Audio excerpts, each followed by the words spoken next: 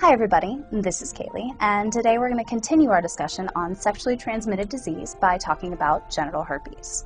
So, first and foremost, what is genital herpes and how common is it really? Well, genital herpes is a viral sexually transmitted disease that takes two forms, type 1 HSV1 and type 2 HSV2. Now, the more common one is HSV2 in most genital herpes cases. Right now, in the United States, 45 million people have reported to the CDC that they have genital herpes. That means 1 out of every 5 adolescents and adults have the disease, which also means it's Russian roulette down at the frat house. Genital herpes type 2, HSV2, remember, is more common in women than it is in men. Typically, 1 out of every 4 women with herpes has type 2, as opposed to 1 out of every 8 men. Overall, however, over the past decade, numbers of genital herpes cases have been decreasing in the United States. So, if 75% of the adult population actually carries the herpes virus, well, how do you know? How do you have any idea if you're infected with genital herpes? The signs and symptoms may or may not occur. Most people with type 2 genital herpes have no idea that they're infected. However, if symptoms are going to occur, they'll usually show up about 2 weeks after the virus has been transmitted. And they'll show up as painful blisters around the genitals or rectum.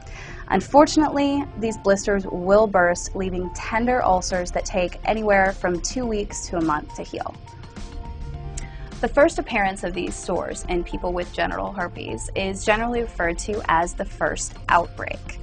Now, when this happens, some other things can also occur, such as a secondary cluster of sores appearing immediately after the first has healed, and also flu-like symptoms, including fever and swollen glands. Now, unfortunately, most people with type 2 genital herpes have no idea because they never have sores that show up. And if they do, it's so mild, it's often mistaken for another skin condition such as a rash caused by your genes or sometimes even a bug bite. Now, typically, if this first episode or outbreak has occurred and been diagnosed properly, those with type 2 genital herpes can expect to have 4 to 5 more outbreaks over the course of the first year. Typically, these will decrease with time. However, if you have type 2 genital herpes and are unaware, years can go by without the occurrence of a first outbreak. So, if you have herpes, whether or not you're aware of the signs and symptoms, or if you show them, they can cause complications. Now, in adults who have suppressed immune systems to begin with, infection can be severe, causing painful genital sores in most adults and adolescents. We've already discussed this. However, for the most part, herpes causes more psychological distress than actual physiological distress in the infected. This has one exception though. With pregnant women who have been diagnosed with herpes, they can pass this on to their newborn children during vaginal birth, and this can lead to serious life-threatening infections in their babies.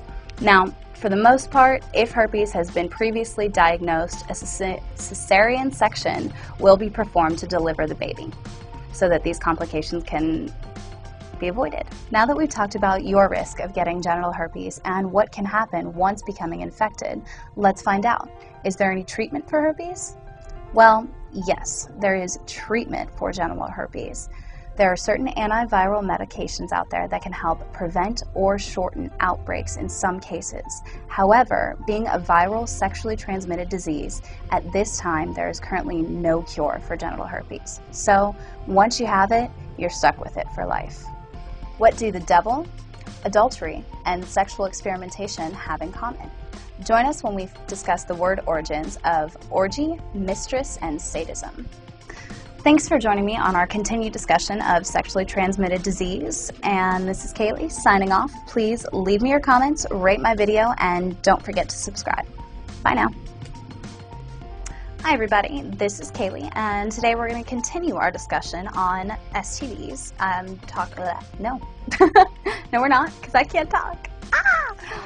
Well, genital herpes is a viral STD that takes two types, type 1, or that takes two forms. Damn it.